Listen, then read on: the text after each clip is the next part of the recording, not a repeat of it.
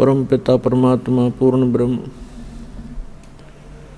सर्व सृष्टि रचनहार कबीर परमेश्वर जी की असीम रजा से आप सभी पुण्यात्माएं सत्संग सुनने के लिए उपस्थित हुए।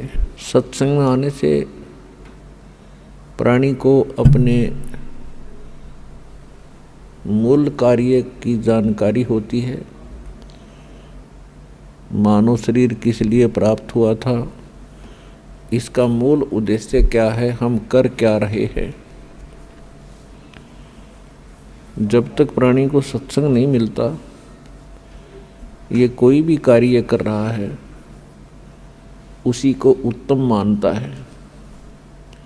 कोई कसाई का काम करता है उसको भी श्रेष्ठ मान रहा है, क्योंकि उसने दादा परदादा यही काम करते देखे, तो उसको कोई ऑब्जेक्शन नहीं। इसी प्रकार कोई शराब पीता है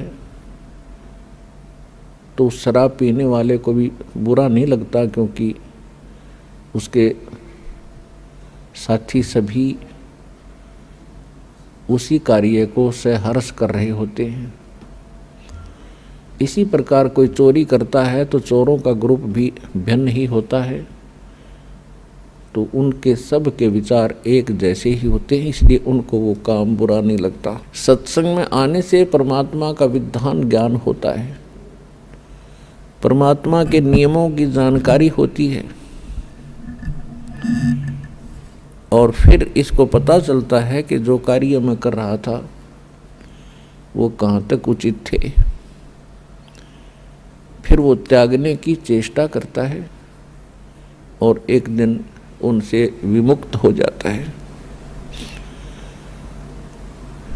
ठीक इसी प्रकार सत्संग में आने से हमें एक और ज्ञान होता है। हम कौन हैं, कहाँ से आए हैं, हमारा उद्देश्य क्या है यहाँ रहने का। ये जीने मरने वाला जो सिस्टम है, सिलसिला है, ये है क्या। आज हम कितना अच्छी तरह अपने बच्चों में, अपने रिश्तेदारों में, भाई बहनों के साथ प्यार से रह रहे हैं। इनमें कितना मोह है, इन्हीं के लिए दिन रात हम प्रयत्न करते रहते हैं। सारा दिन कमाते हैं, रात को भी नहीं सो पाते हैं और टाइम भी करते हैं, और फिर पता नहीं हम रहें या ना रहें, हमारे साथ जो बच्चे भाई बहन माता पिता हैं उनका कितने दिन का संयोग हमारे साथ है, वो कभी भी जा सकते हैं। फिर हम क्या करते हैं, रोते हैं, बिलखते हैं, उनको याद करते हैं। तो ये बहुत बुरी बात है। हम कितना अच्छी तरह यहाँ रह रहे हैं, फिर मृत्यु होती है, कितना घिनौना कर्म है ये। और फिर भी हम इससे मुक्ति का प्रयत्न नहीं करते, तो हम पत्थर हैं, इंसान नहीं है। अभी तक तो हमें पता ही नहीं चला था कि इसका कोई विकल्प है, इसका एंड भी है। अब परमात्मा ने अपना विधान स्वयं आकर बता दिया। जिसको सूक्ष्म वेद कहते हैं, जिसको तत्व ज्ञान कहते हैं, वो परमात्मा ही बता सकता है। उस परमेश्वर ने स्वयं आकर बता दिया है कि ये लोक ठीक नहीं है, यहाँ का भगवान ये परमात्मा नहीं है। परमात्मा का अर्थ होता है श्रेष्ठ आत्मा। यहाँ का जो मालिक है ये परमात्मा नहीं है। परमात्मा उसे कहते हैं जो कभी किसी को दुख ना दे, केवल सुख ही दे। और भगवान कहते हैं जो भोग्य पदार्थ प्रदान करे। तो परमात्मा तो एक ही है। बाकी कसाई भी भगवान होता, अपने बकरों के लिए उनको खूब सुविधा देता है, चारा चराता है, पानी की व्यवस्था करता है, झोंपड़ी सेट डालकर गर्मी सर्दी से बचाता है। वो उनका भगवान है, लेकिन वो परमात्मा नहीं है, वो श्रेष्ठ आत्मा नहीं है। श्रीमद् भगवत गीता अध्याय नंबर 15 के श्लोक 16 और 17 में 3 पुरुष 3 प्रभु बताए। एक सरपुरुष ये स्वयं है, यहाँ का जो मालिक है ब्रह्म है, जिसको काल भी कहते हैं, जिसे ज्योत स्वरूपी निरंजन भी कहते हैं, जो 21 ब्रह्मांड का स्वामी है, प्रभु है, मालिक है। और अक्षर पुरुष है, वो 7 संख ब्रह्मांड का स्वामी है। और ये दोनों नासवान हैं, इनके अंतर्गत जितने प्राणी हैं उनकी जन्म और मृत्यु सदा बनी रहेगी। गीता अध्याय नंबर 15 के श्लोक 17 में स्पष्ट किया है कि उत्तम पुरुष है तो अन्य परमात्मा इति उदाहरत है, ये लोकत्रयम् आविश्य विवर्ती अवैश्वर है। इसमें यह स्पष्ट किया है कि उत्तम पुरुष, श्रेष्ठ परमात्मा, श्रेष्ठ प्रभु, वो तो कोई इन दोनों से अन्य है। और परमात्मा इति उदाहरत है, जिसको परमात्मा कहते हैं, वो परमात्मा है। वो दुख नहीं देता, वो सुख ही सुख देता है। वो सुख का सागर है। सुख सागर का अर्थ है कि जहाँ सुख का एंड ना हो, समाप्त ना हो। और वही तीनों लोकों में प्रवेश करके सबका धारण पोषण करता है। तो यहाँ सतलोक आश्रम बरवाला जिला हिसार के अंदर उस परमात्मा की जानकारी दी जाती है और उसको प्राप्त करने की विधि बताई जाती है।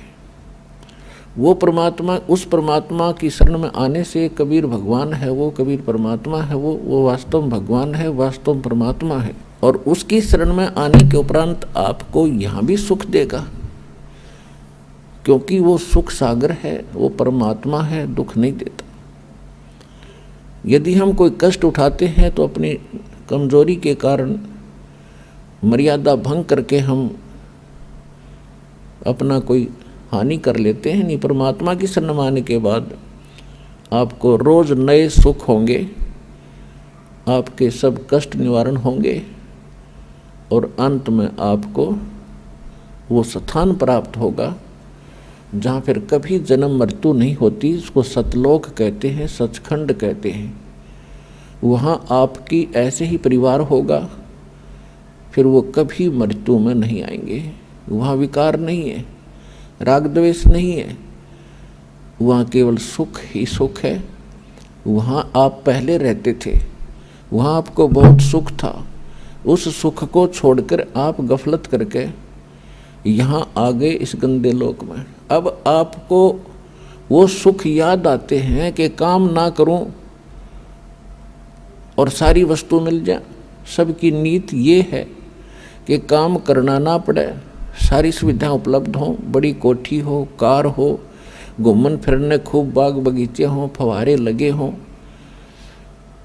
तो यहाँ तो वो हो ही नहीं सकता। यहाँ चाहे पूरी पृथ्वी का राजा बन जा, उसने भी काम करना पड़ेगा। तो ये कहाँ था? सतलोक के अंदर है। वहाँ खूब सुविधाएं हैं, कुछ काम नहीं, भरे भंडारे भगवान के। अब जैसे आप यहाँ आते हो सतलोक आश्रम बरवाला के अंदर, यहाँ आपको बना बनाया भोजन मिलता है, बिछे बिछाए मैट मिलते हैं, सारी सुविधाएं हैं। आपको काम क्या है? खाओ पियो, अपना भक्ति करो, चर्चा करो परमात्मा की। कितना आनंद से दिन व्यतीत हो जाते हैं। तो इसी प्रकार ये एक रिहर्सल है उस सतलोक की। लेकिन वो जो सुख है वो तो यहाँ ना दिया जा सकता है और ना बताया जा सकता है। वो तो वहाँ जाने से ही आपको पता चलेगा। ये एक केवल उसकी थोड़ी सी नकल है। तो वहाँ जाने के बाद आपकी ना कभी मृत्यु होगी, ना कोई काया कष्ट होगा। इसलिए परमात्मा के चरणों में आकर के आपको एक विशेष ज्ञान होगा कि हम जो काम कर रहे हैं, जो संपत्ति जोड़ने की हम चेष्टा कर रहे हैं, इसमें हम रहेंगे कितने दिन। तो उसके लिए विकल्प है कि परमात्मा के चरणों में लगो, भक्ति करो। बुराइयों से दूर होना पड़ेगा आपको। तम्बाकू, कोई भी नशीली वस्तु है, सब त्यागनी पड़ेंगी। और चोरी, जारी, ठगी, रिश्वतखोरी, ये भूल कर भी नहीं करना, क्योंकि इसका अकाउंट परमात्मा के दरबार में अलग से रहता है। सत्संग में बताया जाता है, मानुष जन्म पाय कर जो नहीं रटे हरि नाम, जैसे कुआं जल बिना बनवाया क्या काम। मानुष जन्म दुर्लभ है, ये मिले न बारंबार, तरवर से पत्ता टूट गिरे वो बोर न लगता डर।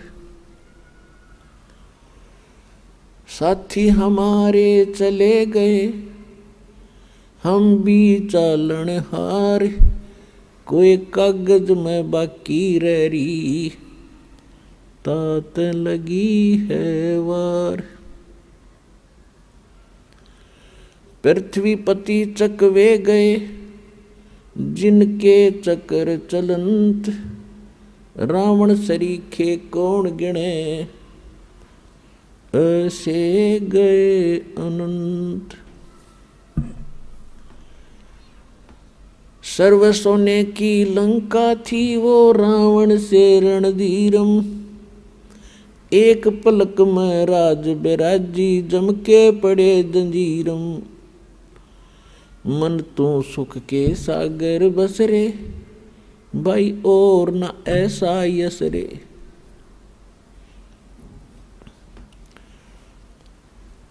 तो याद दिला जाता है कि बोले मानो, ये मनुष्य जीवन ऐसे नहीं प्राप्त होता जैसा आपने सस्ता सा समझ रखा है। ना जाने कितने अन्य प्राणियों के जन्मों को भोग के महाकष्ट उठा के एक सु अवसर प्राप्त होता मानव का। और मानव शरीर के अंदर हम क्या करते हैं, बस संतान हो जा भगवान, अच्छी कोठी बंगले हो जा, फिर इनका विवाह हो जावे और फिर इनके संतान हो जा, फिर हम बेशक मर जावें, बस इतना ही काम था।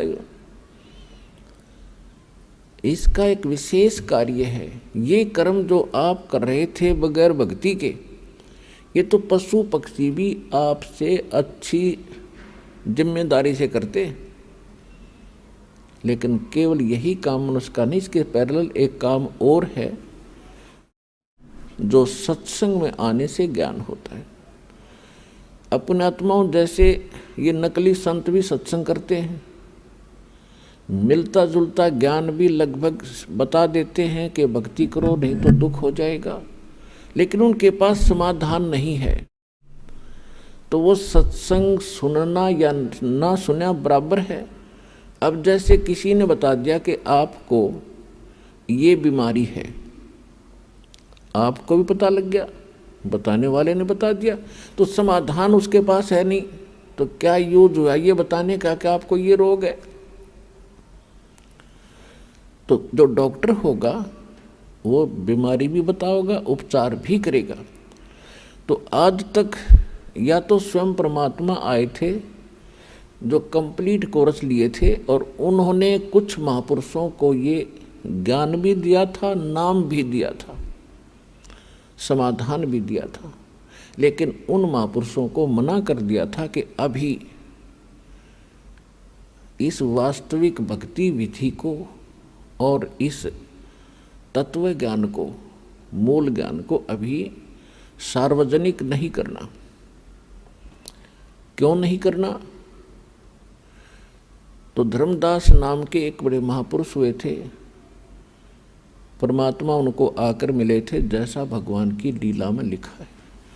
तो धर्मदास जी ने पूछा था, प्रभु आपने मुझे सारी कहानी सुना दी और परमात्मा वो स्थान दिखा दिया जहाँ से हम गिरे थे इसे गंदे लोक में, और अब आपने मुझे सब मंत्र दे दिए, और परमात्मा अब आप मेरे बच्चों को या अन्य किसी व्यक्ति को ये नाम देने के लिए मना कर रहे हो, इसका कारण क्या है? आपका दास जानना चाहता है। तब परमात्मा ने कहा था, धर्मदास ये गंदा लोक है, यहाँ का भगवान बहुत निकम्मा है, ये परमात्मा नहीं है, ये छल कपट करके जीव को यहाँ फंसाए बैठे है। और ये जितने भी प्राणी इसके लोक में हैं, ये सब अपनी गलती से बालकपन में यहाँ फंसे हैं। अब इनको इसने इतना मिसगाइड कर दिया है, इतना भ्रमित कर दिया है कि इनको समझाना मेरे लिए बड़ा दूभर हो गया है। और अब इसने ऐसा मोर्चा डांट दिया कि असली भगवान का तो नामो निशान मिटा दिया। और बाकी सारी चीज़ को कैसी पूजा करता है, बड़ी खुशी से करता रहो, कोई प्रॉब्लम नहीं। कहीं तीर्थ पर जाओ, कोई व्रत रखो, कोई मंदिर पूजो, मस्जिद पूजो, गुरुद्वारा पूजो, चर्च में जाओ, या कहीं 4 ईंट लगा के वहाँ मत्था टेकते रहो, या कोई घोर तप कर लो। वो साधना इसने समाप्त कर दी जिससे मोक्ष होगा। और इस काल भगवान ने अपने दूत भेज रखे हैं, ये संत बना के। ये मेरे बच्चे हैं सभी, ये संत भी मेरे बच्चे हैं, मेरी आत्मा है, और श्रोता भी मेरी आत्मा है। लेकिन अब ये इतने भ्रमित हो गए, काल के हाथों पड़ गए। अब यो इनको नाच नचा रहा है, इनकी पूंजी का नाश करवा रहा है। जो संत या कोई नेता, राजनेता, कोई मंत्री, प्रधानमंत्री, राष्ट्रपति बनते हैं, ये पिछले जन्म के बहुत घने पुण्यकर्मी प्राणी होते हैं। जैसे इन्वर्टर की बैटरी चार्ज कर रखी हो और वो पूरी चार्ज है, तो वो चार्ज है, तो वो आगे चार्जर नहीं भी लगा है, हटा दिया गया है, तो भी वो अपना काम प्रॉपर कर रही है। पंखे भी चल रहे हैं, ट्यूब भी जग रही है, और भी जो उसके सत्र का काम वो पूरा कर रहा है। लेकिन यदि आगे उसको चार्ज नहीं किया जाता है, चार्जर गलत लगा रखा है, सही स्थान में चार्जर नहीं लगा है, जिसमें लाइट है, वैसे को चार्जर लगा भी दिखता हो, तो बैटरी चार्ज नहीं हो रही। और जिस समय वो बैटरी समाप्त होगी, डिस्चार्ज हो जाएगी, फिर सब सुविधाएं एकदम समाप्त हो जाएगी। तो ये जितने संत बने हुए हैं, या कोई राजनेता बना है, कोई उच्च अधिकारी बने हैं, या पैसे वाले सेठ बने हैं, ये पिछले जन्म जन्मांतर के बहुत घने पुण्यकर्मी प्राणी हैं। और अब इनके पुण्यों का नाश करवा रहा है ये काल।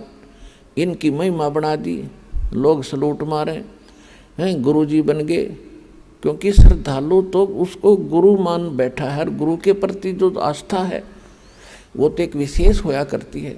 लेकिन एक यदि कोई व्यक्ति गधे के ऊपर आस्था लगा ले कि या गाय हर बाल्टी भरेगी दूध की, वो तो मूत की तो भर सके है, दूध की नहीं उसके पास।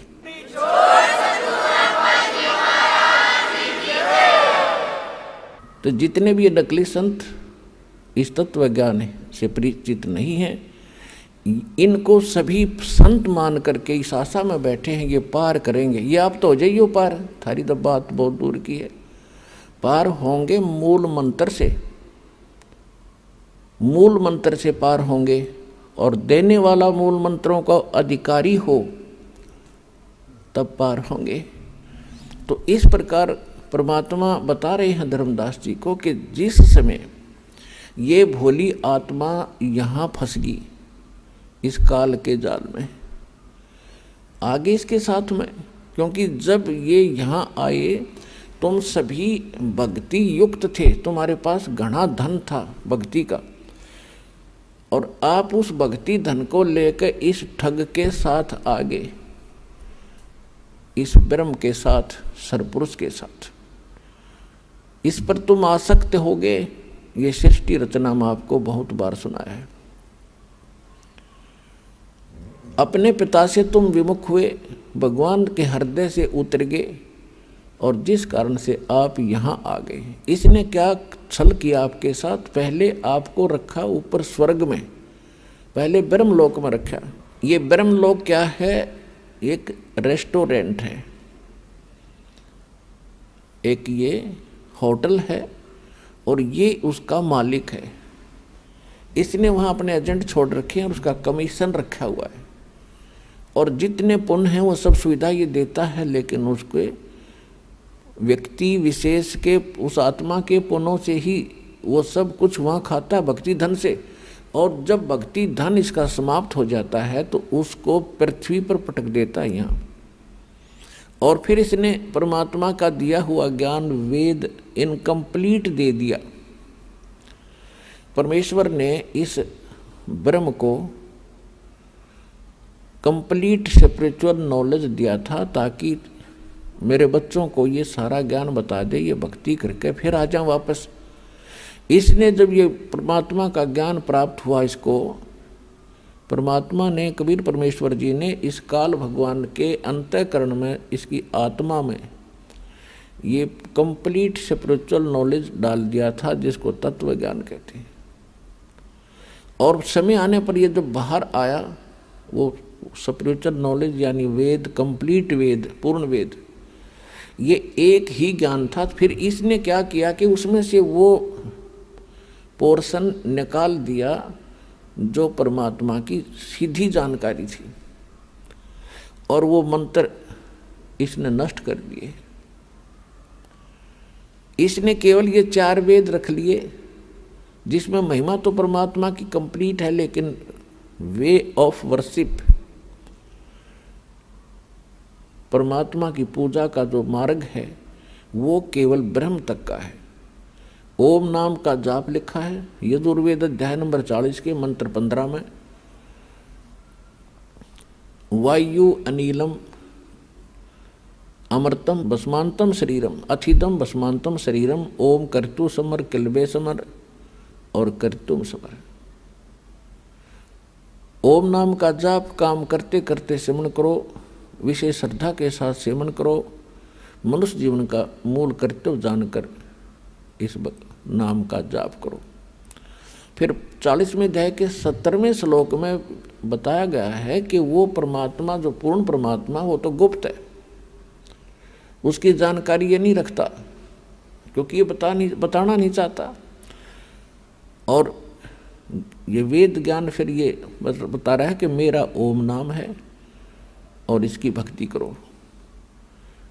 यही ज्ञान चारों वेदों वाला निष्कर्ष श्रीमद् भगवत गीता के अंदर ज्ञान है।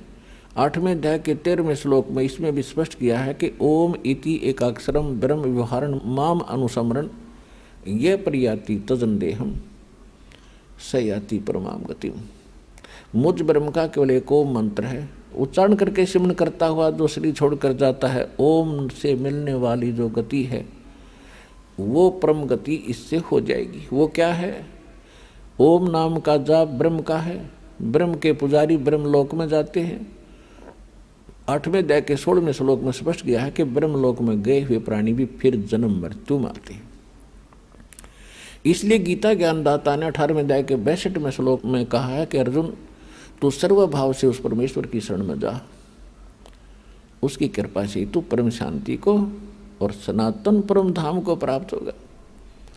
यजुर्वेद अध्याय नंबर 5 के मंत्र 32 में उसमें स्पष्ट किया है कि उसी कसी मूल संस्कृत है, उसी कसी कबीर अंगारी हसी बम्भारी हसी शवर ज्योति रतधामासी। कबीर उसी कसी का अर्थ है जो पूर्ण शांतिदायक है, जो परम शांति देने वाला है। कबीर अंगारी हसी वो पापों का नाशक, पाप नाशक शब्द, पापों का नाश करने वाला, पापों का शत्रु वो कबीर देव है, कबीर परमेश्वर है। बम्भारी हसी बंधनों का शत्रु, अरि माने शत्रु, बम्बर माने बंधन। तो कर्मों के बंधन से हम यहाँ जकड़े पड़े हैं और कर्म के बंधन को केवल कबीर परमात्मा ही काट सकता है। और वो कहाँ रहता है? वो सतलोक में रहता है। अब गीता अध्याय नंबर 15 के श्लोक 17 में जो स्पष्ट किया है कि वो गीता ज्ञानदाता जो कह रहा है 18वें अध्याय के 62वें श्लोक में कि उसकी शरण में जा, उस परमेश्वर की शरण में जा, उसकी कृपा से तू परम शांति को, सनातन परम धाम को प्राप्त होगा। तो वो परमात्मा वो है जो गीता अध्याय नंबर 15 के श्लोक 17 में बताया है कि उत्तम पुरुष है तू अन्य परमात्मा इति उदाहरत है, यह लोकतर्यम आविष्य विभर्ति अवैश्वर है। गीता अध्याय नंबर 7 के श्लोक 29 में गीता ज्ञानदाता कह रहा है अर्जुन को कि जो मेरे ज्ञान को आश्रय कर लेगा, वो क्या बताना चाहता है। चौथे अध्याय के गीता में 32 और 34 श्लोक का निष्कर्ष है कि परमात्मा स्वयं आकर के विस्तार के साथ यज्ञों यानी धार्मिक अनुष्ठानों की जानकारी स्वयं देते हैं और उसको तत्व ज्ञान कहते हैं। वो अपने मुख कमल से बोलते हैं। वो सच्चिदानंद घन ब्रह्म की वाणी जो है वो तत्व ज्ञान होता है। चौथे अध्याय के 34वें श्लोक में ये स्पष्ट करता है कि मैं उससे परिचित नहीं हूँ, उसके लिए तू तत्वदर्शी संतों की खोज कर और उनको दंडवत प्रणाम करने से, कपट छोड़कर उनकी सेवा करने से वो तत्वदर्शी संत तुझे उस तत्व ज्ञान का उपदेश करेंगे। और 7वें अध्याय के 29वें श्लोक में अब ये कह रहा है कि मेरे इस ज्ञान को जो धारण कर लेगा, स्वीकार कर लेगा, इसके आधार से जो मेरे ज्ञान को आश्रय कर लेता है तो फिर उसको तत्वदर्शी संत मिल जाते हैं खोज करने पर। तो वो व्यक्ति जरा और मरण से, जरा मीन वृद्धावस्था का दुख और मरण माने मृत्यु के कष्ट से छूटने का ही प्रयत्न करते हैं। जिनको तत्व ज्ञान हो जाता है, तत्वदर्शी संत मिल जाते हैं, फिर उनकी आस्था इस गंदे लोक से हट जाती है। यहाँ की इच्छाओं से वो मन हटा लेता है और वो फिर क्या करता है, वो जरा और मरण से छूटने के लिए ही प्रयत्न करते हैं। तो वो क्यों करते हैं? क्योंकि वे संपूर्ण अध्यात्म से और सभी कर्मों से और उस तत्व ब्रह्म से परिचित हो जाते हैं। तत्व ब्रह्म, ब्रह्म माने भगवान, लेकिन ये जो ब्रह्म है यहाँ का ये सर्वब्रह्म है, सर्वपुरुष है और वो परम अक्षर ब्रह्म है, वो अविनाशी परमात्मा है। तो अर्जुन ने गीता अध्याय नंबर 1 में प्रश्न किया, 8वें अध्याय के 1 में प्रश्न किया मंत्र में कि किम तत्ब्रह्म और किम अध्यात्म किम कर्म पुरुषोत्तम। वो तत्ब्रह्म क्या है भाई, जिसको जानने के बाद व्यक्ति यहाँ की कोई इच्छा नहीं रखता और केवल जरा और मरण से छूटने का ही प्रयत्न करता है। वो किम तत्ब्रह्म, वो तत्ब्रह्म क्या है और क्या कर्म है और अध्यात्म किसे कहते हैं। गीता ज्ञानदाता ने 8वें अध्याय के 3 श्लोक में कहा कि वो परम अक्षर ब्रह्म है।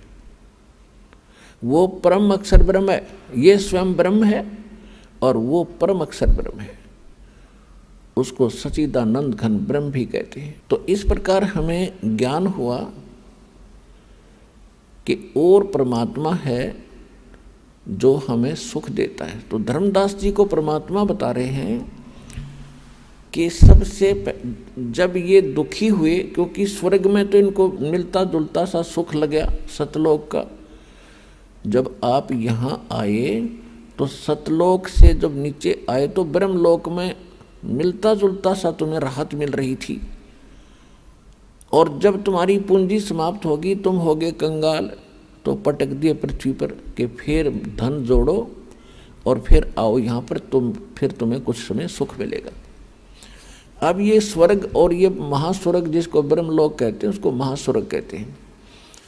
ये तो ऐसे हैं जैसे रेस्टोरेंट होते हैं, जैसे हरियाणा, पंजाब, राजस्थान, उत्तर प्रदेश, मध्य प्रदेश आदि इन राज्यों में गर्मियों के मौसम में बहुत गर्मी पड़ती है और जो सेठ साहूकार कुछ व्यक्ति जिनके पास घना धन हो जा, वो क्या करते हैं, जब इधर चले जाते हैं कुल्लू, मनाली, शिमला के अंदर गर्मियों का समय व्यतीत करने के लिए। वहाँ ठंडा क्षेत्र है तो वहाँ क्या करते हैं, एक होटल में कमरा किराए पर लेते हैं, सारा उस होटल में ही खाना खाते हैं, तो वहाँ उनको जो पूंजी ले जाते हैं 50-60 हज़ार रुपये, तो वो उनकी पूंजी वहाँ ख़त्म हो रही है, वो सुख अवश्य प्राप्त कर रहे हैं। और जब उनकी वह धन समाप्त हो जाएगा, उनको फिर से कर्म क्षेत्र में आना पड़ता है, और अगले वर्ष हो सकता है इतनी पूंजी ना बचे कि हम होटल में जा सकें 2 महीने 3 महीने काटने के लिए, मई जून जुलाई के, तो फिर वहीं पड़ा रहना पड़ेगा उसको। तो ऐसे यहाँ के स्वर्ग महास्वर्ग बताए हैं। उसके लिए गीता ज्ञानदाता कहता है कि यदि तुम्हें कंप्लीट पीस चाहिए, संपूर्ण शांति चाहिए, तो उस परमेश्वर की शरण में जा। उसके लिए ऑप्शन छोड़ दिया कि मैं नहीं जानता, तत्वदर्शी संतों से पूछो। तो ये दास रामपाल दास है, वो तत्वदर्शी संत इस विश्व में।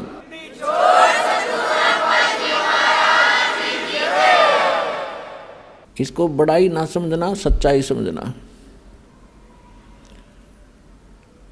और इसको प्राप्त करके अपना कल्याण कराओ बच्चों। बहुत योग्य हो गया, अपने आप भटकते हैं।